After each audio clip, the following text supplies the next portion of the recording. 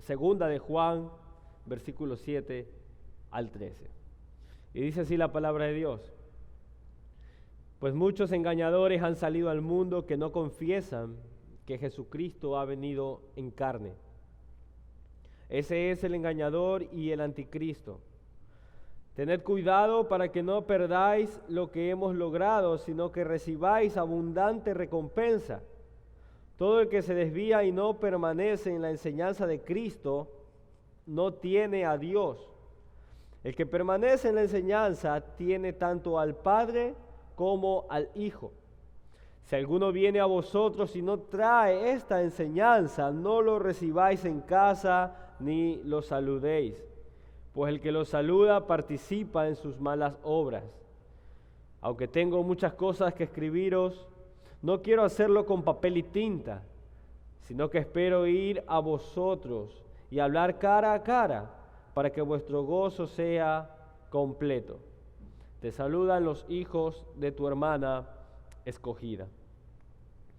Continuaremos entonces, mi hermano, con esta confortante e instructiva carta o segunda carta de Juan a una iglesia específica, en donde él también se hace parte de otra iglesia específica, en donde vimos que ciertamente había una amistad y lazos entrañables, palabras de afecto y de cariño entre estas iglesias que profesaban la misma doctrina. La doctrina de la Iglesia Bíblica Pacto de Gracia se resume en la Segunda Confesión de Fe de Londres de 1689. Eso pienso que usted lo conoce muy bien. Y en el capítulo 1 y párrafo 1 de este documento público dice lo siguiente: la Santa Escritura es la única regla suficiente, segura e infalible de todo conocimiento, fe y obediencia salvadores. Leer ese párrafo debe hacernos ver la importancia que este grupo de hermanos tenían en cuanto a enseñar, proclamar y defender la verdad de la palabra de Dios. Es la única regla suficiente. No van a regirse a nada más. Necesitamos buscar solución para esto. ¿Qué dice la Biblia? Necesitamos resolver tal o cual asunto. ¿Qué dice la Biblia? No hay otra regla suficiente, segura e infalible a la cual los creyentes pueden acudir. De manera que, siendo este el pensamiento de estos hermanos, los llevó a realizar esta fenomenal declaración que en el presente aún es de utilidad para la iglesia cristiana. Marcar y delinear debidamente lo que la iglesia cristiana cree es un deber por nuestra parte, y sugiere la idea de que así como hay verdad, también hay mentira. Y esa mentira obviamente intentará hallar un asiento allí, en la iglesia, hasta que en un tiempo determinado logre estar desde acá en el púlpito y poder siempre hablar única y solamente mentira.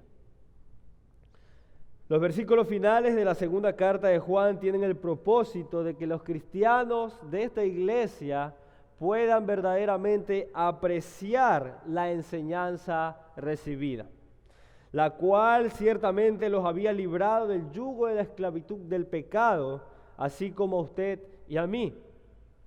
Ahora, así como nosotros, este grupo de cristianos eran nuevas criaturas, eran hombres nuevos, eran personas en donde el Señor hizo un cambio de corazón. Quitó ese corazón de piedra, puso un corazón de carne, y ahora ellos libre y públicamente profesan ser hijos de Dios.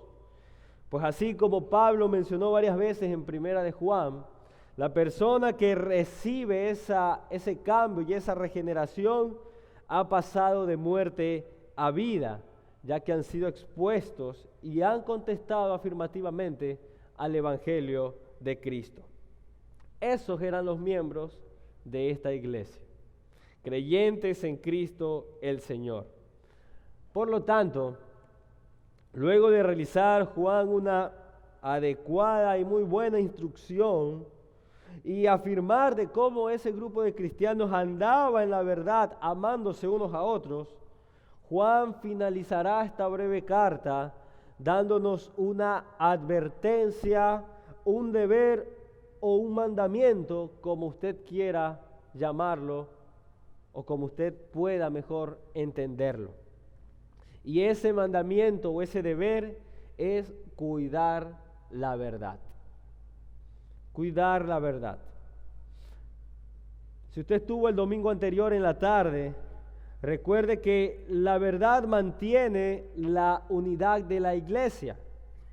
Por eso, cuando alguien no te habla verdad y tú oyes a eso que no es verdad, desde allí ya empezó a quebrantarse la unidad de la iglesia hasta que esa mentira te saque de la iglesia. Por otro lado, la verdad es ese medio que nos ayuda a disfrutar de esa gracia, paz y misericordia de Dios, lo cual trae sí o sí estas consecuencias. Juan dijo al inicio de esta carta que ese es un deseo que él tiene para estos creyentes, que la gracia, la paz y la misericordia de Dios estén con ustedes. Pero así también, no andar en la verdad trae malas consecuencias. Andar en el engaño y la mentira traerá y formará en usted un corazón rencoroso, un corazón egoísta, con ausencia de paz y ausencia también de gozo. Un corazón amargado que simplemente quiere criticar, murmurar y señalar a los demás. No hay esa paz de Dios en tal hombre que no anda en la verdad. De manera que hoy 2020, mis hermanos, la idea de cuidar la verdad no debe echarse a un lado o ser vista como innecesaria. O poder argumentar, pero eso era en los tiempos de Juan, allí verdaderamente la herejía era mucho más grande. Y la verdad, mi querido hermano y amigo, no es así. El Hijo de Dios tiene que cuidar la verdad hasta que ya la mentira termine y hasta que ya el engaño acabe. Y si usted estuvo en la escuela bíblica, eso será cuando ya nuestro Señor descienda del cielo y venga a esos cielos nuevos y esa tierra nueva. Así que es el deseo de todo hombre de Dios que los miembros de su iglesia, en primer lugar, anden en la verdad, como vimos en los versículos 1 al 6. Pero así también es el deseo de todo hombre de Dios que los miembros de la iglesia cuiden de apartarse de la verdad. Por lo tanto, así como ustedes tienen allí en sus bosquejos, mis hermanos, el sermón de esta tarde lo he titulado El real cuidado de la verdad. Y permítame compartirlo con 2 puntos solamente. En primer lugar, vamos a ver del versículo 7 al 11 el mandamiento de cuidar la verdad. Luego vamos a ver del versículo 12 al 13 la despedida que Juan hace en la carta. Y finalmente vamos a traer unas conclusiones de toda la carta, de la segunda carta de Juan. Pues muchos engañadores han salido al mundo que no confiesan que Jesucristo ha venido en carne. Ese es el engañador y el anticristo.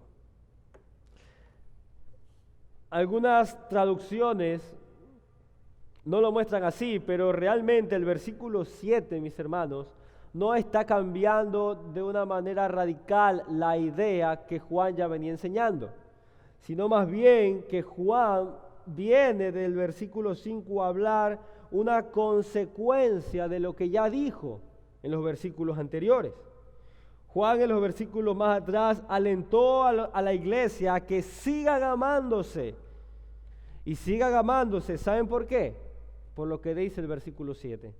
Por causa de los muchos engañadores que han salido al mundo e intentarán a toda costa dividir la iglesia de Cristo. De manera que podemos asumir ya 2 cosas aquí. En primer lugar, fortalecernos en amor evitará toda división del cuerpo. Pero así también la falta de amor impulsará a muchos engañadores a dividir el cuerpo. Es decir, cuando una iglesia y un grupo de hermanos verdaderamente se aman, pueden venir los engañadores que quieran, pero esa iglesia se está amando. Cuando una pareja de esposos se está amando, mi hermano, llueva, trueno y relampaguee, esa pareja va a permanecer junta, si verdaderamente se están amando. Tales hombres son identificados de manera precisa por el apóstol Juan. Y usted lo ve en el texto. Juan les dice engañadores y también les dice anticristo.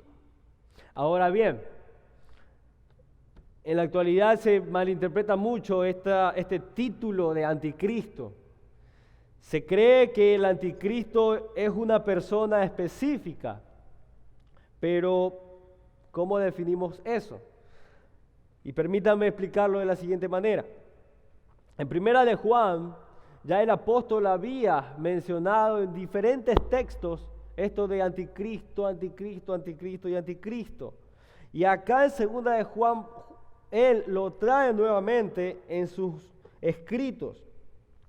Pero déjeme decirle que la mejor traducción no es el anticristo, porque verdaderamente se entiende allí como una persona específica, sino que la traducción más fidedigna debe ser un anticristo. ¿Qué quiere decir eso?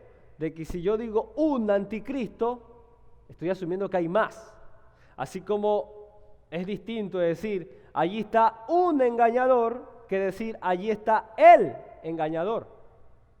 Entonces, la idea de anticristo que Juan aquí intenta dar es referirse a toda persona que niega la doctrina específica que aquí Juan está enseñando.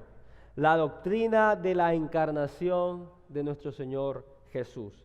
Es decir, es aquella persona que está negando todo lo que Cristo es. Es aquella persona que distorsiona quién verdaderamente es Jesús. En otras palabras, es aquel que no enseña la verdad de Cristo. Es un anticristo.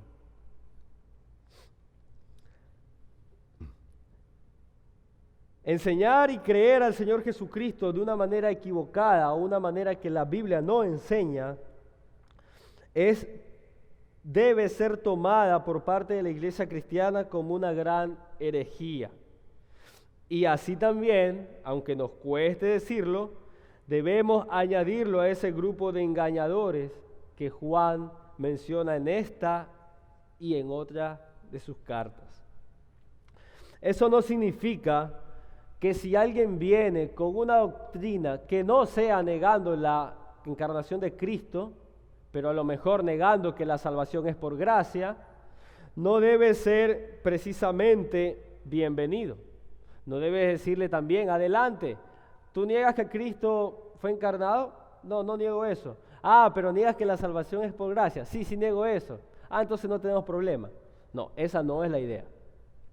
Miren lo que dice Pablo a los hermanos de Galacia. Pero si aún nosotros o un ángel del cielo os anunciara otro evangelio contrario al que os hemos anunciado, sea anatema, sea maldito. Entonces, si alguien está enseñando algo contrario a lo que las Escrituras nos están enseñando, debe ser visto por nosotros de esa manera. Así un ser angelical descienda del cielo y todo ese escenario tan bonito y las alitas, etcétera, etcétera, etcétera, y lo más divino que pueda imaginar, si está hablando y pretende que usted y yo creamos algo distinto a lo que la palabra de Dios dice, sea anatema. Pero estos engañadores tenían una característica más. No solamente erraban en lo que creían y enseñaban. Y esto es importante porque esto debería, por un lado, motivarnos. Sino que estas personas llevaban ese nombre de engañadores, así como una persona que se dedica a las ventas lleva el nombre de vendedor. La persona que se dedica a las ventas, ¿cuál es su fin principal? ¿Tener conversaciones? No, vender. Eso busca un vendedor, vender. Entonces, estos engañadores, su fin principal no era visitar personas y conversar con ellas. Su fin principal era engañarlos y por ende hacerlo parte de ellos. Eso es lo que hacía una diferencia con estos falsos maestros. Estos hombres caminaban por las calles con la intención primaria de engañar y así poder sumar hombres a sus filas para que engañen a otros y estos otros engañen a otros. Por eso les digo, por un lado tiene que motivarnos, porque si usted y yo tenemos la verdad, nuestro único fin de conversar con las personas que no tienen la verdad debería ser que ellos conozcan la verdad. Y que ellos al conocer la verdad puedan hacer que otros conozcan la verdad. Y así es como la gran comisión se cumple. No estar apercibidos de esto, mis hermanos, sin lugar a dudas traería un gran peligro a nosotros los creyentes. No ver el error o ver el error y no corregirlo traerá consecuencias muy malas para nosotros los cristianos. Veamos el versículo 8 de segunda de Juan.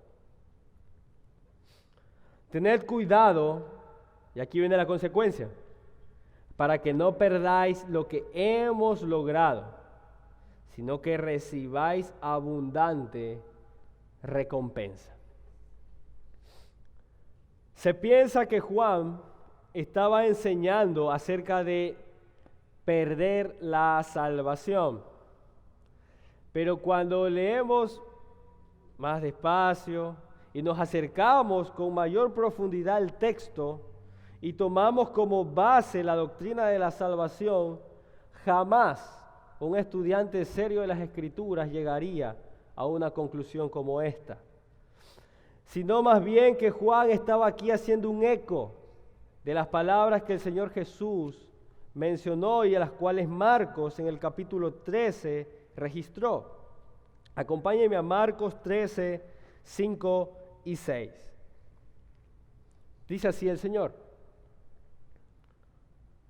Y Jesús comenzó a decirles: mirad que nadie os engañe. Muchos vendrán en mi nombre diciendo: yo soy el Cristo, y engañarán a muchos. Jesús también tenía la misma doctrina. Jesús da también el mismo mandamiento. Y no es solo mirad así, mira, contémplalo. No, sino es date atento y presta atención en que nadie los engañe. El pedido de Juan es a causa de ese propósito que tienen esos anticristos y engañadores. Y el propósito que tienen estos, o tenían, bueno, en verdad tienen estos hombres, porque aún hay engañadores, es atentar contra la obra de Dios en la cual estos creyentes estaban profundamente comprometidos, y eso es lo que estos hermanos habían logrado. Y Juan teme que esa iglesia pierda lo que habían ciertamente logrado. Si usted se da cuenta y lee nuevamente el versículo, dice: tened cuidado para que no perdáis lo que han logrado.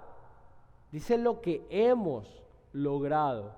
Lo cual, mis hermanos, nos deja ver que Juan también estuvo de cierta manera involucrado en esa obra. en esa iglesia.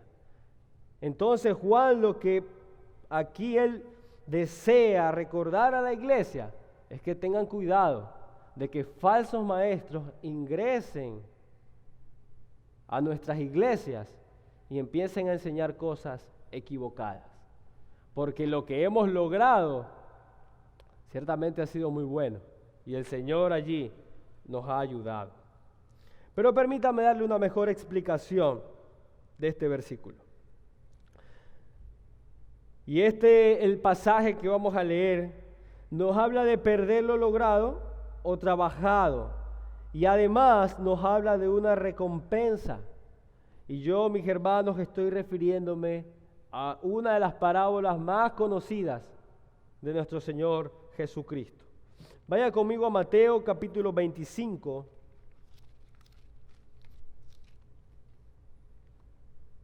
Versículos 14 hasta el 30. La parábola de los talentos. Y dice así la Escritura. Porque el reino de los cielos es como un hombre que al emprender un viaje llamó a sus siervos y les encomendó sus bienes. Y a uno le dio 5 talentos, a otro 2 y a otro 1, y a cada uno conforme a su capacidad, y se fue de viaje. El que había recibido 5 talentos, enseguida fue y negoció con ellos, y ganó otros 5 talentos. Asimismo, el que había recibido los 2 talentos, ganó otros 2. Pero el que había recibido 1, fue y cavó en la tierra y escondió el dinero de su señor. Después de mucho tiempo, vino el señor de aquellos siervos y arregló cuentas con ellos. Y llegando el que había recibido 5 talentos, trajo otros 5 talentos diciendo: Señor, me entregaste 5 talentos, mira, he ganado otros 5. Su señor le dijo: bien, siervo bueno y fiel, en lo poco fuiste fiel, sobre mucho te pondré. Entra en el gozo de tu señor. Llegando también el de los 2 talentos, dijo: Señor, me entregaste 2 talentos, mira, he ganado otros 2 talentos. Su señor le dijo: bien, siervo bueno y fiel, en lo poco fuiste fiel, sobre mucho te pondré.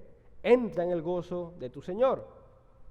Pero llegando también el que había recibido 1 talento, dijo: Señor, yo sabía que eres un hombre duro, que ciegas donde no sembraste y recoges donde no esparciste. Y tuve miedo, y fui y escondí tu talento en la tierra. Mira, aquí tienes lo que es tuyo.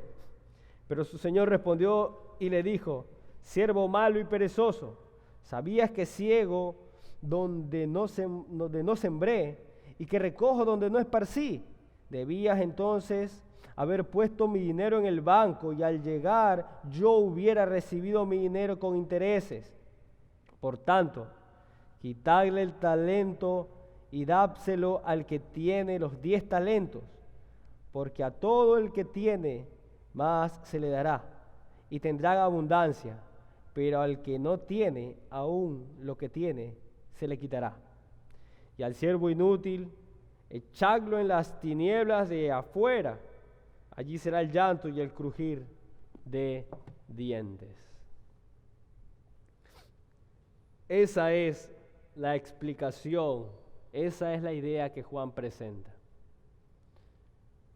Juan, de alguna manera, lo que está diciendo es: mira los talentos que el Señor te ha dado, que no los pierdas, que no los pierdas. Si tú te desvías de la verdad, perderás los talentos. Pero si verdaderamente tú no te desvías de la verdad, mis queridos hermanos, tendremos abundante recompensa. Eso es lo que Juan estaba transmitiendo a estos creyentes. Pero pasemos al siguiente versículo. Segunda de Juan, versículo 9. Todo el que se desvía y no permanece en la enseñanza de Cristo no tiene a Dios. El que permanece en la enseñanza tiene tanto al Padre como al Hijo. Y aquí les quiero hacer una pregunta. En la parábola, ¿qué pasó con el que le dieron 1 talento y entregó ese mismo talento. ¿Cuál fue su fin? Echarlo fuera a las tinieblas y allí será el lloro y crujir de dientes. Bueno, esa es la idea o la aplicación para una persona que no tiene a Dios. Esa persona, a pesar de que estaba dentro de la iglesia, a pesar de que probablemente tenía cierto cargo dentro de la iglesia, verdaderamente su fin nos está demostrando de que no tenía a Dios. En otras palabras, de que él pensaba ser creyente, pero realmente era un incrédulo. Por lo tanto, ahora Juan pasará a exponer que en base a la negación de esta doctrina, se podrá determinar quiénes son y quiénes no son creyentes. Lo vemos de manera negativa y de manera positiva. Revisemos la manera negativa. Dice Juan que desviarse de la verdad, apartarse de ella, es estar completamente alejado y apartado de Dios mismo. Porque dice que el que no permanece, el que se desvía, no tiene a Dios. No lo tiene.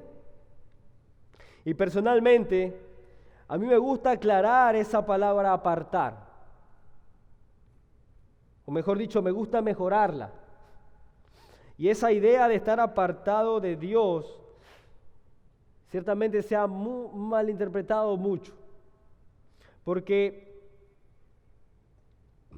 esta Biblia está aquí conmigo y la voy a apartar de mí. La aparté. Pero significa que estuvo conmigo. Por lo tanto, en el cristianismo no existen apartados. O estás o no estás. En las Escrituras no hay ninguna evidencia de alguien que la Biblia asegure que sea un verdadero y genuino creyente y luego se apartó. Da ejemplos de personas que estuvieron cerca del Señor, que estuvieron cerca de la iglesia y se desviaron. Es más, Judas tuvo la enseñanza del mejor maestro, pero ¿qué dice la Escritura? Que él no era quien decía ser. Judas no fue creyente. Judas no fue un hijo de Dios. Estuvo cerca del Hijo de Dios. Andaba y caminaba con el Hijo de Dios, pero no era un hijo de Dios. Por lo tanto, esa idea de, no, él era cristiano, se apartó. Mi hermano, por las Escrituras no lo encontramos así. Y este texto lo certifica.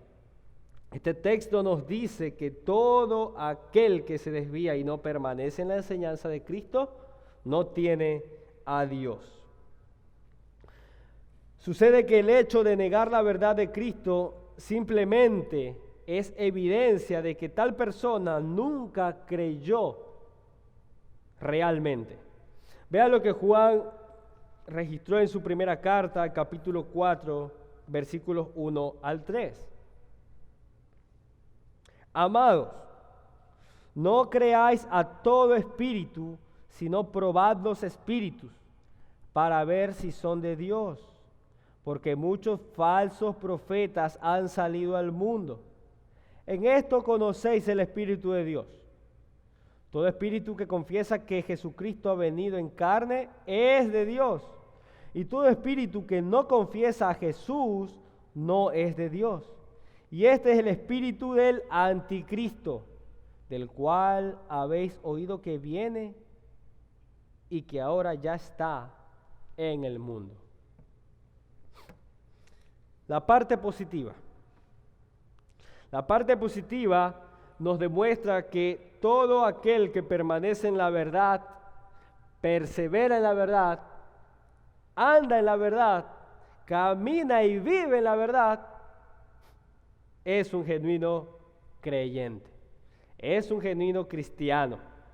Así que mi hermano y mi hermana, a pesar de que hemos oído esto, no está de más así como Juan lo ve, decirles, tengamos cuidado en desviarnos de la verdad. Tengamos mucho cuidado en buscar más allá de lo revelado por Dios, porque muchos, intentando estudiar más allá de lo que Dios nos ha puesto en su palabra, hoy tienen otro camino, hoy tienen otras cosas en sus mentes, hoy tienen otras teorías, se han desviado de la verdad. No piense que lo estoy desanimando para que crezcan doctrinalmente, ¿no? Tampoco piense que no quiero que usted se esfuerce más y más por conocer las Escrituras. Solamente estoy diciendo que tengan cuidado de desviarse de la verdad. Les daré un ejemplo de hombres que la palabra de Dios nos registra y que se desviaron de la verdad. 2 ejemplos. Acompáñenme a Romanos capítulo 1. Porque desde la creación del mundo, sus atributos invisibles, su eterno poder y divinidad, se han visto con toda claridad, siendo entendidos por medio de lo creado, de manera que no tienen excusa. Pues aunque conocían a Dios, no le honraron como a Dios ni le dieron gracias, sino que se hicieron vanos en sus razonamientos y su necio corazón fue entenebrecido. Mire lo que dice aquí, versículo 22. Profesando ser sabios, se volvieron necios. Mire cómo fueron ellos, cómo llegaron. Aquí estamos los sabios. Bueno, se volvieron necios. ¿Cómo Juan está seguro que se volvieron necios? Versículo 23. Cambiaron la gloria del Dios incorruptible por una imagen en forma de hombre corruptible, de aves, de cuadrúpedos y de reptiles. ¿Se dan cuenta? Oyeron la verdad, estuvieron expuestos a la verdad, llegaron como sabios, terminaron como necios. Primera de Timoteo capítulo 6, versículo 20. Oh Timoteo, guarda lo que te he encomendado y evita las palabrerías vacías y profanas y las objeciones de lo que falsamente se llama ciencia, la cual profesándola algunos se han desviado de la fe. La gracia sea con vosotros. Qué enérgico Pablo allí, pero qué amoroso a la vez. Y sabe que esa instrucción Pablo no la dice solamente por Timoteo. Usted debe entender que Timoteo estaba a cargo de una iglesia y lo que Timoteo iba a recibir e iba a aprender es lo que él iba a enseñar. Por lo tanto, si Timoteo se desviaba de la verdad y él empezaba a tener vanas palabrerías, empezaba a ver razonamientos vacíos, inicuos, eso iba a enseñar y los miembros de esa iglesia se iban a formar así. Pero allí están, mis hermanos, 2 claros ejemplos de la palabra de Dios en cómo hombres pueden llegar a desviarse de la verdad. Colosenses capítulo 2, versículo 8.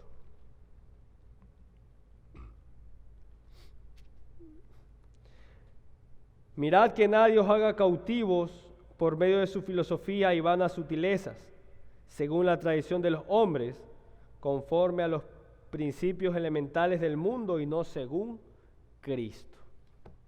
A lo mejor y su versión dice, mirad que nadie os engañe. Y esa es una traducción muy buena. Mirad que nadie os engañe. El apóstol Pablo también estuvo dando instrucciones así como las que dio Juan, en este caso a los hermanos de Colosas. Pero finalmente, pasemos a la parte más conflictiva de este pasaje. Pero conflictiva o no, es el consejo que Juan brinda a la iglesia. Versículos 10 y 11. Si alguno viene a vosotros y no trae esta enseñanza, no lo recibáis en casa, ni lo saludéis, pues el que lo saluda participa en sus malas obras. ¿Cómo es posible que Dios, por un lado, nos envíe a amar a nuestros enemigos, como vimos en la mañana, a reconciliarnos con ellos, a estar en paz con todos, y por otro lado Juan enseña a la iglesia que ni siquiera salude a hombres como los que aquí él está citando?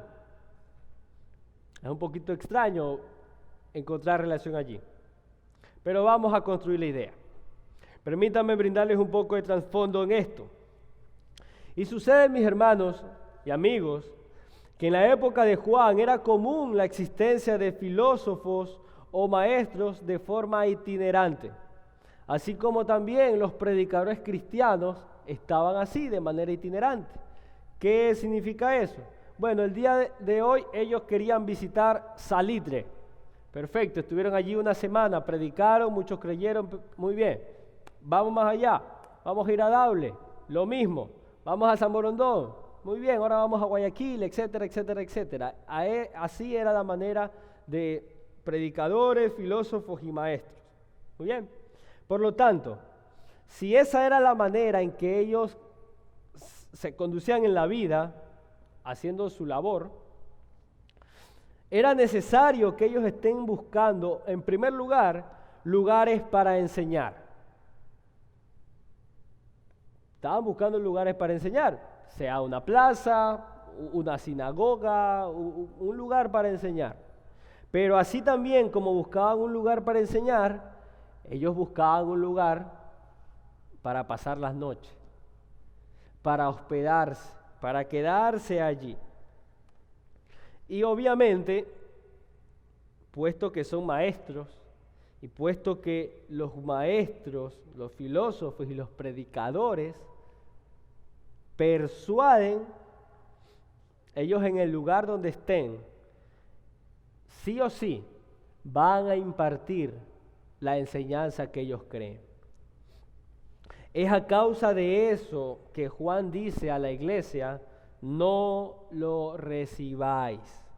En otras palabras, si el equipaje de ese hombre que busca hospedaje con nosotros, si en esa maleta no está la verdad, ese falso maestro no puede estar contigo.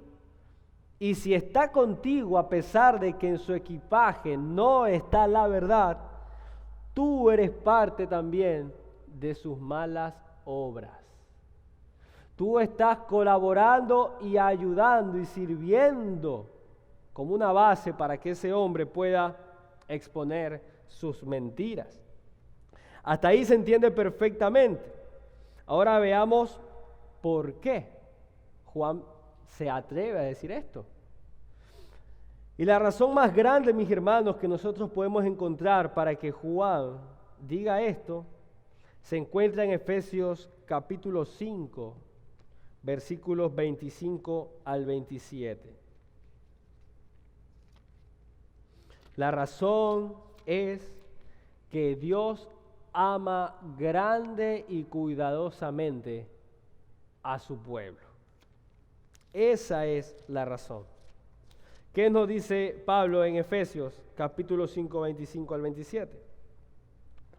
Maridos, amad a vuestras mujeres, así como Cristo amó a la iglesia y se dio a sí mismo por ella, para santificarla, habiéndola purificado por el lavamiento del agua con la palabra, a fin de presentársela a sí mismo, una iglesia en toda su gloria, sin que tenga mancha ni arruga ni cosa semejante, sino que fuera santa e inmaculada.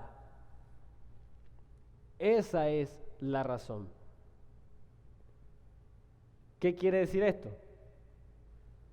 Si usted y yo abrimos puertas a falsos maestros, imparten su falsa enseñanza, estamos expuestos a esa falsa enseñanza, llegamos a creer esa falsa enseñanza, esa iglesia ya no está sin mancha y sin arruga. Está requete arrugada y está requete manchada. Por eso Juan dice, no recibáis a tales engañadores. Es debido a ese gran cuidado que Dios tiene por su iglesia, que no permite de una sola hendidura para que la herejía haga un nido dentro de la iglesia. Es debido a ese gran amor por ella que Dios permite también la salida de algunos destructores de la unidad de la iglesia con el único fin y propósito de preservar su preciosa obra. Mire lo que dice Primera de Juan 2, 19. Y es algo que, mis hermanos, a la iglesia cristiana no debe causarle asombro, no debe ser algo como que, wow, la gente se va de la iglesia. No, mire lo que dice Juan capítulo 2, 19. Salieron de nosotros, pero en realidad no eran de nosotros, porque si hubieran sido de nosotros, habrían permanecido con nosotros. Pero salieron a fin de que se manifestara que no todos son de nosotros. Mis hermanos, yo les aseguro, así les aseguro firmemente,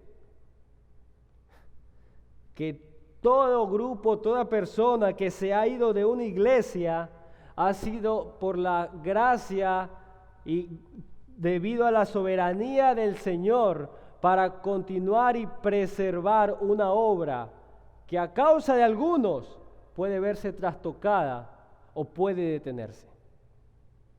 Salieron de nosotros porque no eran de nosotros. No debe causar asombro. No debe como que es algo extraño. No. Pablo mismo enseñó varias veces cómo muchos hombres tuvieron que salir de iglesias. Y es más, la instrucción cristiana, y ya lo vamos a ver más adelante, enseña también cómo da autoridad para poder desechar a hombres que están contaminando miembros de la iglesia y están quebrantando la unidad de la iglesia. Pero quiero brindarles dos ilustraciones para comprenderlo un poco mejor. La ilustración número 1 dice así.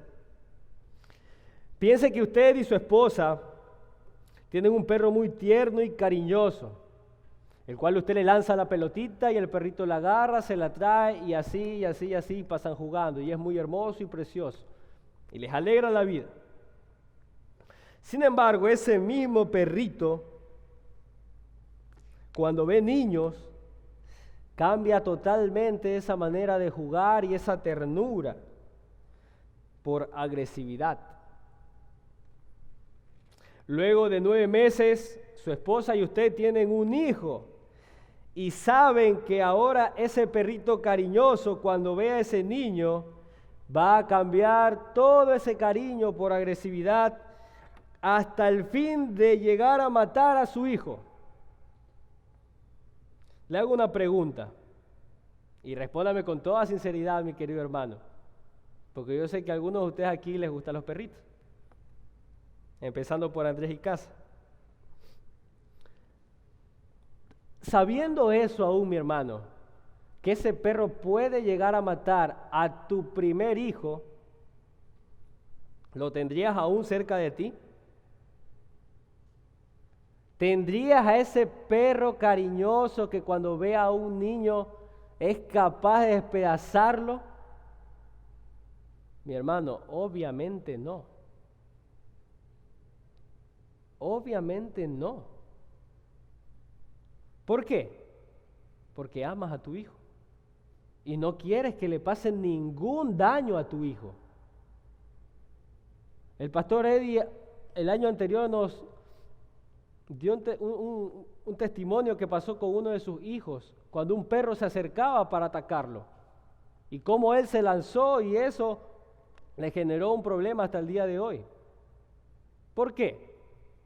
Porque ama a su hijo. Y es capaz de dar la vida por su hijo. Pero déjeme darle una ilustración más. Usted recibe la visita de un muy viejo amigo, un amigo con el cual creció, amigo de la infancia, y llega a su casa y usted le abre la puerta, se sientan, su esposa y sus hijos lo conocen, lo saludan y también se sientan a compartir con ese viejo y querido amigo. Pero de pronto este amigo de la infancia y muy querido comienza a usar palabras no tan buenas en sus conversaciones. Comienza a hacer chistes de doble sentido y empieza a proponer temas de conversación que tus hijos aún no deberían escuchar. Y si los tendrían que escucharlo por parte de su padre o por parte de su madre. Te pregunto, ¿permitirías que ese hombre continúe en medio de tu esposa y de tus hijos? No. Por el cuidado que Dios te ha encargado de tu familia, la respuesta, mi querido hermano, es no. No debes permitir que otra persona llene la mente y el corazón de tu familia con cosas contrarias a la palabra de Dios. Eso es lo que Juan transmite a esta iglesia. Esa es la instrucción bíblica para todo aquel hombre que intente causar daño dentro de una iglesia. Es así como debe ser la postura de la iglesia cristiana ante toda amenaza de la verdad y de la unidad del cuerpo de Cristo. Juan no era el único que pensaba así. Por si acaso crea, no, eso era idea de Juan y ahora es idea suya, hermano Tyron. No. Vaya conmigo, por favor, a Tito capítulo 3, versículo 10. Otra vez, Pablo, ¿a quién? A un pastor. A un pastor. Y los pastores, usted y yo sabemos que el Señor les ha encomendado la grey de Dios. Ellos están del cuidado del rebaño de Dios. Y Pablo le da el siguiente consejo a este pastor. Al hombre que cause divisiones después de la primera y segunda amonestación, deséchalo. No lo tengas en medio de tu iglesia. No lo tengas en medio de tu rebaño. Porque mientras tú estás remando para allá, este está remando para atrás. Deséchalo. Pero también a los hermanos en la iglesia de Corinto, en el contexto de la resurrección de los muertos, Pablo en 1 Corintios capítulo 15, versículo 33, dijo el conocido pasaje: no os dejéis engañar. Las malas compañías corrompen las buenas costumbres. Las malas compañías corrompen las buenas costumbres. De hecho, sé que usted conoce ese proverbio que dice, si tú te juntas a un sabio, ¿qué vas a hacer? Un sabio. Pero júntate a un necio, ¿qué vas a hacer? Un necio. Un necio. Amado hermano, ¿tú amas verdaderamente a tu iglesia? Yo deseo que sí. Pues presta atención a la palabra de Dios y cuida también a tu iglesia. La iglesia cristiana en la actualidad no está exenta de falsos maestros. Aún hay falsos maestros. No sé, pero yo he tenido por un lado, buena y mala oportunidad de oír hablar acerca del arte profético. No sé si usted lo ha escuchado, pero puede poner en YouTube qué es el arte profético para que vea lo vergonzoso que se hace usando supuestamente la palabra de Dios. No sé si has escuchado hablar de la risa santa, o has escuchado de aquellos que te ofrecen parar de sufrir y los únicos que paran de sufrir son ellos. No sé si has escuchado de esas cosas, pero son evidencia de que en la actualidad hay falsos maestros. Amada iglesia, hoy también hay engañadores en el mundo. Y por nombre propio se los puedo mencionar, pero me iría una hora más del sermón que estoy predicando. Pero engañadores como el famosísimo Cash Luna, que recibe más de 3,000 personas en su lugar de predicación, ni predicación es la verdad. O el famosísimo también Guillermo Maldonado, que se atrevió a decir muchas cosas totalmente desubicadas acerca de Dios para poder robar dinero de las personas. O también aquella famosísima profeta Ana Méndez, que le habla a los billetes. O también el famosísimo Joel Osteen, que dice que tu mejor vida es aquí y ahora. Entre otros falsos maestros más. Mis hermanos, ¿tienes tu relación con esas enseñanzas? Quiera mi Dios, en verdad, que no sea así. Que no sea así. Pero así también pienso que deberíamos estar atentos a que esa clase de enseñanzas no penetren nuestra iglesia, no penetren tu hogar y no penetren la mente de tus hermanos. El que se desvía de la verdad no tiene a Dios.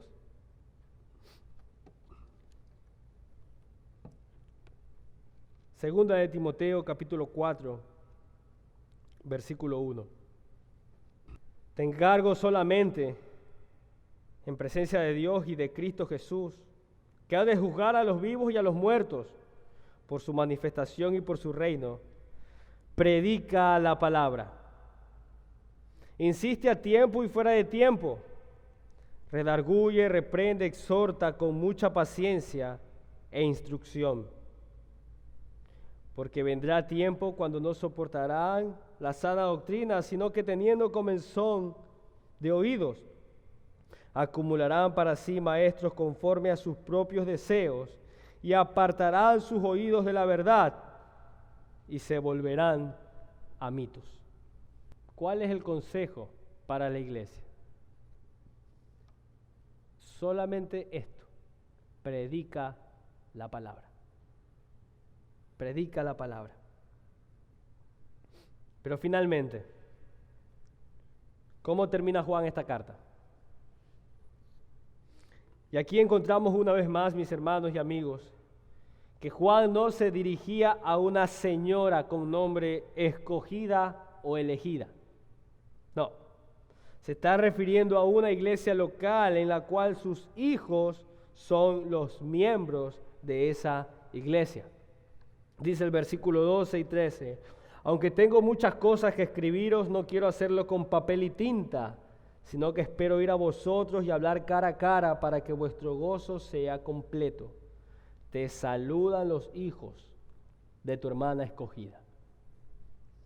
Así también notamos las mismas palabras que Juan usó al despedirse en su tercera carta, que si el Señor lo permite, el próximo domingo estaremos estudiándola.